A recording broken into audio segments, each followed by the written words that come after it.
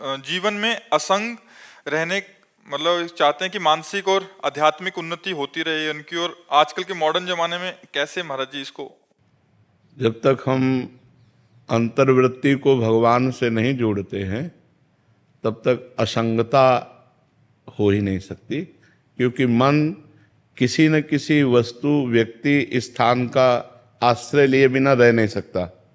इसका स्वभाव है, ये आश्रय लेके ही रहेगा। देखो, आप शांत होके देखो तो कोई व्यक्ति चल रहा है दिमाग में, या कोई वस्तु, या कोई स्थान, या कोई घटना, या कोई परिस्थिति, वो आश्रय लेकर उसका चिंतन करता रहता है। तो इसके इन आश्रयों का जो पूर्व में आश्रय लेकर अपने अंदर कैसेट बना लिए, जब हम नाम जप करते हैं तब तो हमें खोल के दिखाता है कि ये कमाई है हमारे पास, तो हमें उसे डिलीट करनी है और नई होने न पावे। इसके लिए हमें हर समय नाम जप करना है, अंदर से वृत्ति जोड़नी है। अब बाहर से अंगुली से माला चल रहा है और जबान चल रही मुख में और मन चल रहा है संसार में, तो भी असंग नहीं हो पाए। मन मैयासक्त मनाह पार्थ, भगवान ने कहा मेरे में आसक्त मन वाला बने। तो भगवान की जब हम लीला कथाएं सुनते हैं, जैसे भागवत का 10वां स्कंद है, हम स्वयं पढ़ें, हम खूब कानों से सुने, भगवान की लीला कथाएं सुनते हैं, भगवान का नाम जप करते हैं और भगवान के मार्ग में चलते हैं, तो हमारे अंदर एक पावर आता है, भागवतिक पावर। उससे हम असंग रहते हैं, हमें अच्छा ही नहीं लगेगा।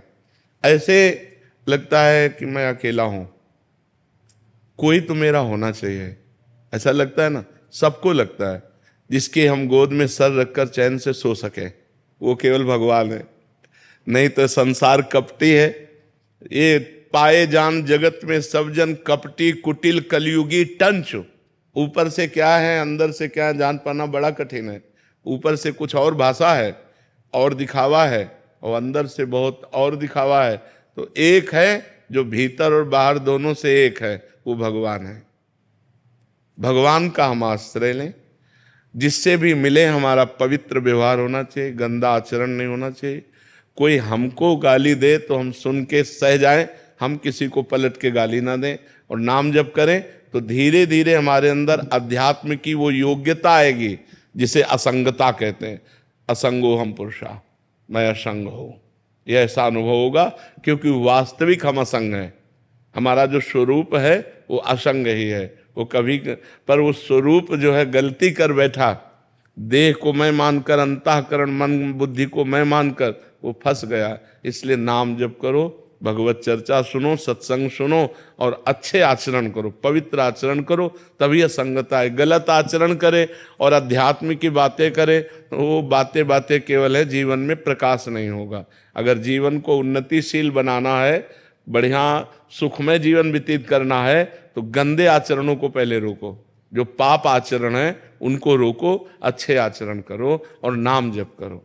बाबा इसका बल आपको नहीं, ये बल जो हमें जहाँ से मिला है वही खजाना तुम्हें दे रहे हैं।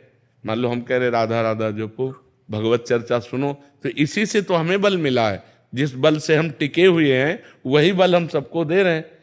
अगर इस बल को आप स्वीकार करें तो लंबे समय में आप खुद अनुभव करेंगे कि आपके अंदर कैसी क्षमता बढ़ रही है, आपके अंदर कैसे भाव बढ़ रहे हैं। जी।